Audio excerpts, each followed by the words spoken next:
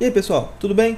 Meu nome é Júlio Arruda e eu tô aqui hoje para falar um pouquinho de vocês sobre o pipeline de deploy de aplicações ASP.NET Core em um cluster Docker utilizando como plataforma de DevOps o Visual Studio Team Services.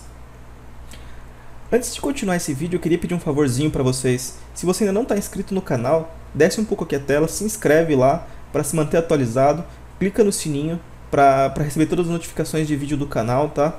Isso ajuda bastante o trabalho que a gente está fazendo. E vamos lá. Se você acompanha meu trabalho, você já deve ter visto que eu falo muito sobre o processo de DevOps usando o Visual Studio Team Services. Em sua maioria, eu faço processos utilizando aplicações em .NET, né, para trabalhar com o processo de build, release, mas também utilizamos aplicações em outras linguagens, como por exemplo Java, aplicações para Android.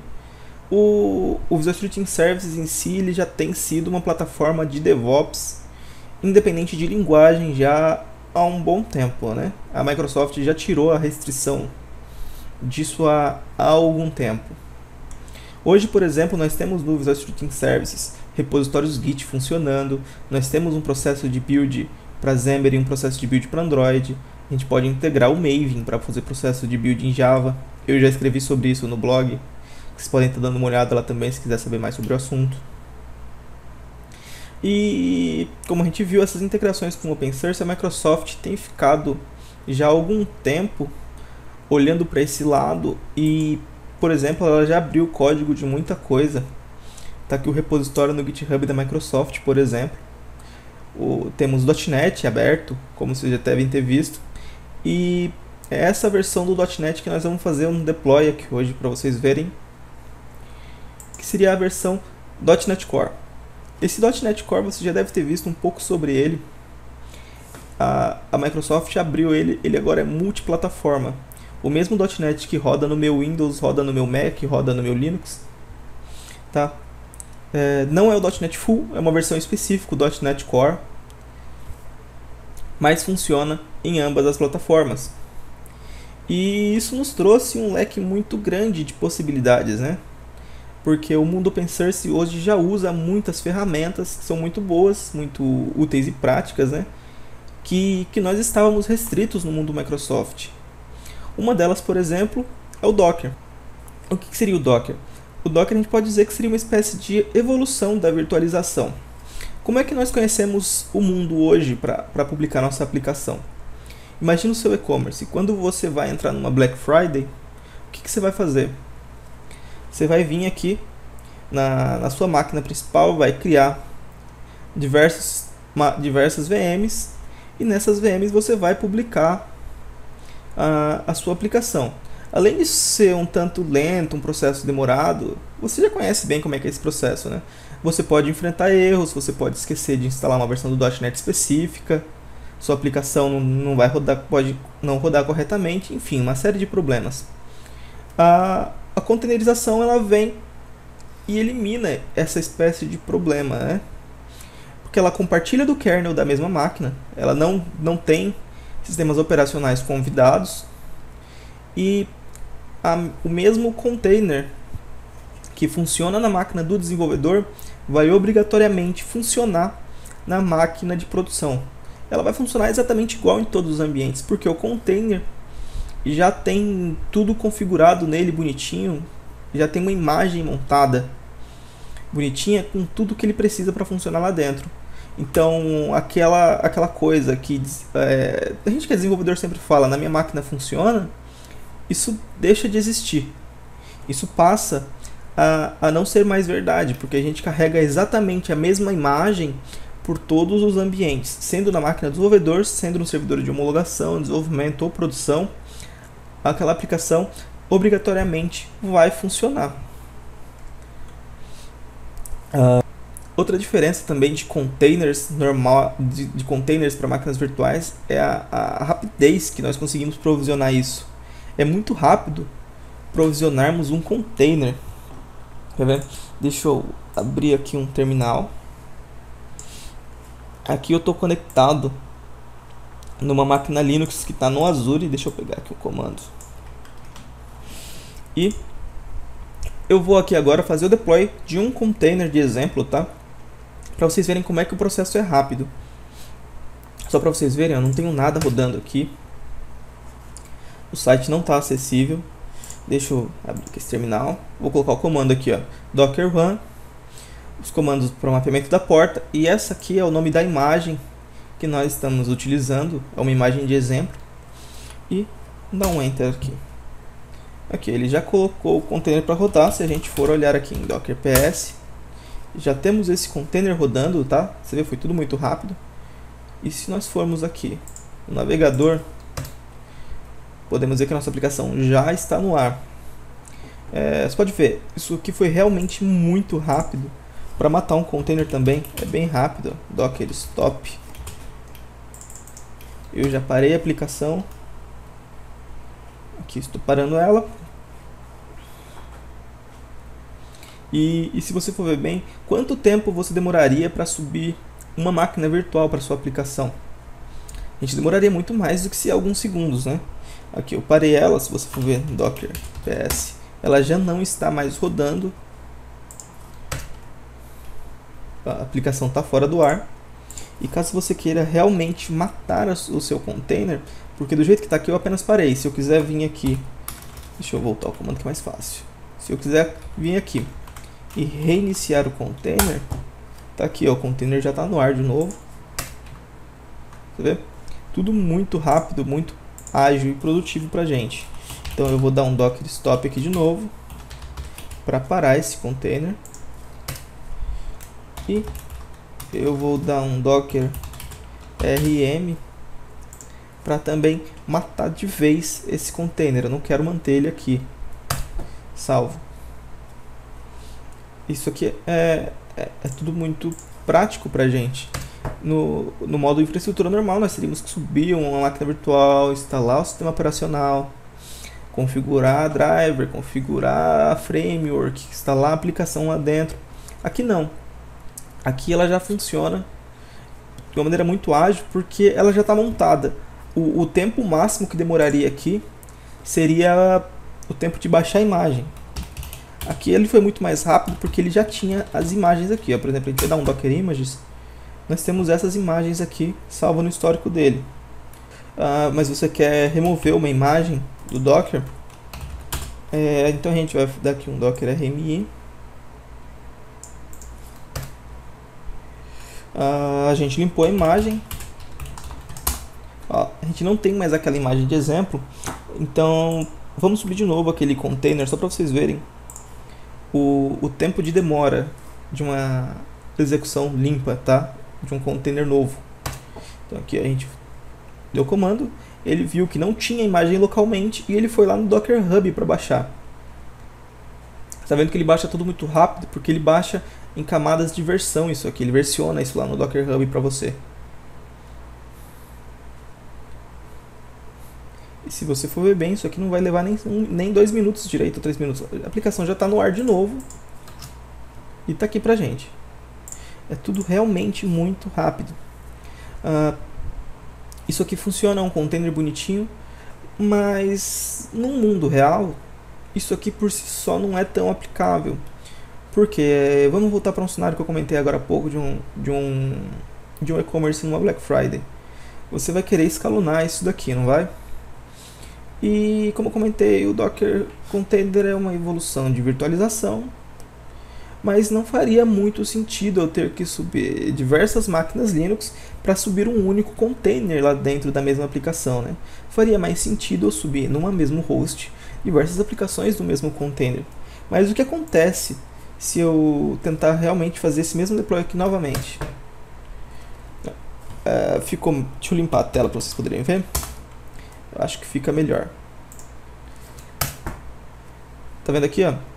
Ele dá um erro pra gente falando que ele não pode fazer deploy dessa aplicação de novo.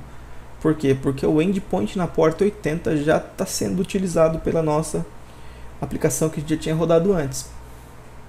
Então, se eu preciso subir uma aplicação para alta disponibilidade, essa maneira de containerização não é tão útil assim, certo? porque eu precisaria subir diversos containers de uma mesma aplicação para ele fazer um load balance lá dentro e manter uma alta disponibilidade da nossa aplicação. Então, um container comum por si só não é tão válido. Para isso surgiram os orquestradores de container, que nos fornecem toda essa gama de processo. Nos fornecem a parte de gerenciamento de DNS, networking, load balance e escalonamento de containers, tá? Tem diversas ferramentas no mercado já, tem uma muito conhecida do Google chamada Kubernetes, vale a pena vocês estarem dando uma lida sobre isso, tá? É uma ferramenta muito boa, mas também recentemente foi lançado no próprio Docker integrado a ele, a partir da versão 1.12, o Docker Swarm. O que é o Docker Swarm? É uma camada de serviços que foi colocada no Docker, tá? Que nos permite criar toda essa parte de cluster lá dentro. Ele já funciona para fazer o load balance, orquestração dos containers, tudo bonitinho que a gente precisa. Para uma aplicação de alto desempenho, ele já permite lá dentro, com auto-scaling de container, tudo bonitinho. E é isso que eu quero mostrar um pouco para vocês. Como é que a gente vai poder utilizar esse Docker Swarm junto com o nosso processo de DevOps. Então é o seguinte, o foco aqui não é mostrar como eu configuro um Swarm, não é configurar como eu configuro um processo de release. Eu quero mostrar para vocês isso, como funciona, que isso é possível no nosso mundo, tá, também, no mundo Microsoft. Se vocês quiserem que eu mostre um pouco mais de como configuro o Swarm, como eu configuro esse processo como eu configurei meu processo de release para fazer o deploy com o Swarm, deixa aqui nos comentários do vídeo, ou me manda inbox também no Facebook, não tem problema, que eu monto um conteúdo mostrando um pouco melhor sobre o assunto, tá? Para a gente continuar, eu vou remover esse container daqui, tá? Docker stop.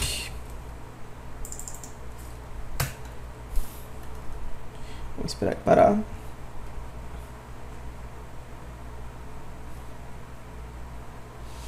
Deixa eu já adiantar o comando docker pm. Tá aqui removido docker ps-a. Deixa eu remover todos esses daqui para não ter problema, porque essa é a mesma máquina onde eu estou utilizando o Swarm. Beleza, docker ps-a, não tem mais nada. Deixa eu dar um clear nessa tela. Bom, deixa eu tirar esse terminal daqui. Nós temos aqui agora essa aplicação aqui. Vou rodar essa aplicação na máquina para vocês estarem dando uma olhada. É uma aplicação ASP.NET Core padrão. Não tenho nada demais nela, tá? E tá aqui a aplicação rodando, ó. É uma aplicação bem simples mesmo, aquela de Hello World do Visual Studio, normal. E essa aplicação aqui, deixa eu dar um stop aqui, não preciso deixar ela rodando. Eu configurei um Dockerfile aqui. Nesse Dockerfile eu estou falando que eu estou usando como base uma imagem que está lá no Docker Hub chamada Microsoft.NET, porque ela já tem nessa imagem instalado o .NET e o que precisa para essa aplicação rodar. Eu configurei para ele poder fazer a cópia dos arquivos desse projeto para dentro de uma pasta app dentro do container. Fiz um comando para ele rodar o .NET Restore e o .NET Build na linha de comando lá do Linux. É como se ele abrisse o prompt lá e desse esse comando. Ele está expondo a porta 6001 e depois, por final, está dando um .NET Run. É a partir desse arquivo aqui que nós vamos criar a nossa imagem Docker no processo de build, tá? Essa aplicação já está aqui no nosso Visual Studio Team Services, tá? Vou abrir o repositório para vocês verem.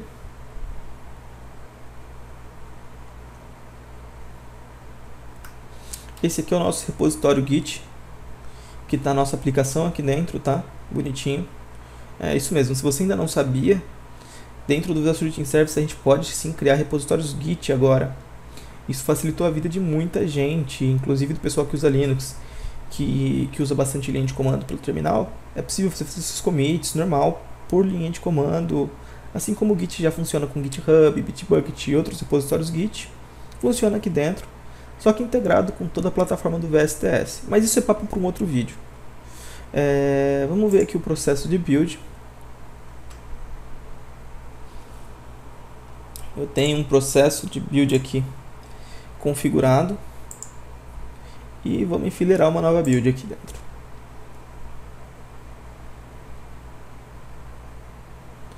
Aqui, enfileiramento, ok.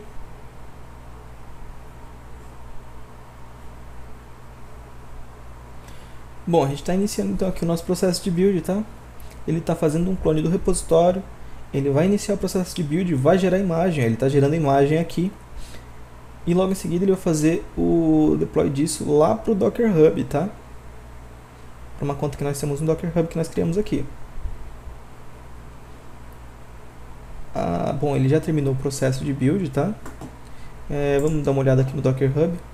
Esse é o nosso repositório de exemplo. Aquela aplicaçãozinha de teste. E tá aqui, ele acabou de fazer um upload de uma nova versão da imagem com o ID 122, que é o mesmo ID da nossa build para a gente poder identificar o processo. Então o que ele fez aqui para vocês entenderem? Ele pegou aquele repositório da nossa aplicação, clonou para um ambiente local, pegou aquele Dockerfile, executou, montou uma imagem e logo em seguida fez o upload dela para o repositório para que a gente possa usar nos nossos ambientes. Lembrando, eu estou usando aqui o Docker Hub porque é um registro gratuito, mas nada te impede de usar um registro privado para poder fazer o gerenciamento das suas imagens, tá? Seja ela no Azure Registry ou outro registro da sua opção. Vamos continuar nosso processo aqui então. A gente quer ver o processo de deploy disso funcionando, né? Então a gente vai entrar aqui na parte de releases, tá? Que é onde a gente orquestra todo o nosso processo de release e deploy dentro do Visual Studio Team Services. Então, bom pessoal, essa aqui é a carinha do nosso processo de release, tá? Que a gente vai iniciar uma nova release aqui na mão. Lembrando que a gente poderia ter configurado uma trigger, tá? Que depois que o processo de build terminasse com sucesso, automaticamente seria iniciado um processo de release. Mas para critérios de demonstração no vídeo, fica mais fácil para poder estar explicando. Eu deixei manual mesmo. Então a gente vai iniciar um processo de build, de release, com a build 122, que foi aquela nossa que teve sucesso. E vamos dar aqui um create. Pode estar vendo aqui. Esse é um dashboard que a gente consegue estar enxergando o que está acontecendo, em que ambiente ele está implantando. Se tivesse work items apareceria aqui, por exemplo. A gente vai dar uma olhada nos logs. A gente está esperando aqui agora o que? Um agente ser liberado, que eu estou usando um agente daquele que já vem com o VSTS. Então às vezes ele demora um pouquinho mais ou um pouquinho menos para liberar. Mas nada que te onere muito. Então aqui agora ele já liberou o agente. Ele já vai iniciar um processo de release. O que ele vai fazer? Ele vai se conectar no nosso cluster de Swarm e vai fazer o deploy do processo. Ele vai fazer primeiro da aplicação dev, depois da aplicação prod. Aqui está de maneira automática, tá? Mas você poderia ter configurado aqui um processo de aprovação para esse prod, por exemplo, para que só entrasse em produção quando alguma pessoa específica do seu time de operações aprovasse esse processo, tá? Então a gente vai esperar aqui ele implantar em produção para a gente ver isso funcionando 100%, tá? Lá no terminal. Mas aqui em dev, como já está implantado, já deve estar aparecendo a aplicação aqui na porta 8080.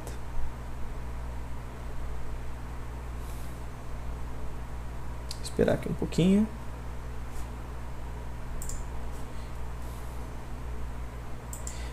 Está aqui a aplicação da porta 8080, que seria o equivalente à nossa dev. Está rodando, tá? Lá no server. Ele já terminou o de produção, então vamos dar uma olhadinha aqui se mudou o da porta 80. Deu erro. Tava alguma coisa queixado. E tá aqui também na porta 80 a mesma aplicação. Vamos dar uma olhadinha lá no cluster o que está acontecendo. Eu tô com o terminal aqui do cluster. Você estava se perguntando por que eu estou com dois terminais abertos. Deixa eu te mostrar direitinho o motivo disso. Isso aqui que você está vendo na tela agora é um modelo de cluster do Swarm, onde nós temos aqui um master, tá? Que é o controlador de agente, dos agentes, ele controla todo o nosso cluster e ele é acessível publicamente, tá? É nesse master onde eu faço o deploy dos nossos containers. O VSTS está se conectando nesse master para poder rodar comandos lá dentro para criar o nosso cluster. E esse master ele cria as aplicações distribuindo nos agentes os containers para poder fazer depois um load balance disso. E ele expõe as portas 80, 80, 80 e 43 por padrão. Se você precisar de alguma outra porta, você pode até estar habilitando, mas ele a princípio libera essas. Então, o próprio Swarm ele vai fazer seu load balance disso, tá? Lá dentro. Isso a gente pode ver aqui. Por exemplo, aqui no master. Aqui, se eu der um Docker Service LS, ele me lista os serviços que estão rodando, tá? Ele está me mostrando que eu tenho o rmprod e o rmdev, cada um com 10 réplicas. O que são essas 10 réplicas? Lembra que naquele primeiro exemplo lá atrás, eu criei um container e só eu não conseguia criar outro com a mesma porta? Aqui ele faz exatamente isso, ele nos permite criar os demais containers. Se eu der um docker ps aqui, eu posso ver que eu estou rodando diversos containers com o mesmo mapeamento, tá? Eu tenho aqui, por exemplo, nessa máquina, ele escalonou e colocou 2, 3, 4, 5 containers da de produção aqui e 5 containers do dev aqui. Se eu vier no agente, se eu vier aqui no agente e fizer a mesma coisa, deixa eu expandir essa tela aqui. Se eu vier aqui e der um docker ps, ele fez exatamente a mesma coisa. Deixa eu expandir. Acho que fica. Deixa eu expandir que eu acho que fica melhor de vocês verem. E tá aqui, ele fez exatamente a mesma coisa. Ele criou 5 em cada máquina de cada um. Ele escalonou para não deixar tudo onerando uma máquina só. Se eu tivesse mais agentes aqui, ele espalharia esses containers entre esses outros agentes também. E algo interessante é que, por exemplo, se eu começar a matar meus containers, o gerenciador vai entender que eu tenho menos containers rodando e vai subi-los novamente. Porque a gente configurou que precisa de 10 réplicas para a nossa aplicação funcionar. Lembra? Aqui no Docker Service LS. Então, eu vou derrubar todos esses containers de prod aqui. Ou melhor, vou derrubar todos dessa máquina.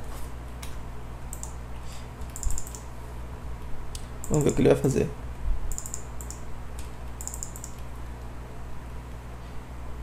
Tá aqui, derrubei todo mundo. Ele tá derrubando um a um. Assim que ele terminar todo, a gente vai dar um docker ps de novo para ver o que ele vai fazer. Tá aqui, vamos dar um docker ps. E tá aqui, ó. Tá vendo que já tá subindo tudo de novo, ó. 1 segundo, 2 segundos.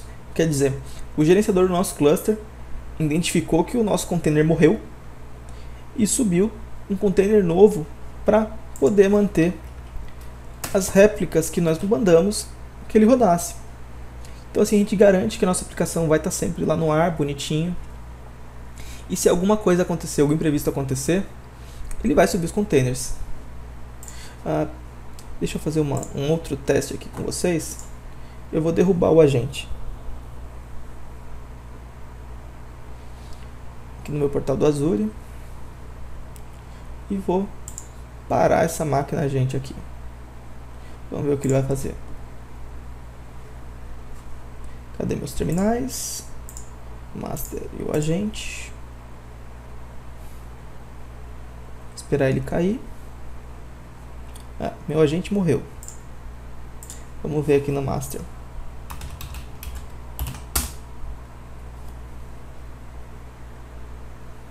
Esperar um pouquinho para ele identificar o processo que caiu esse container.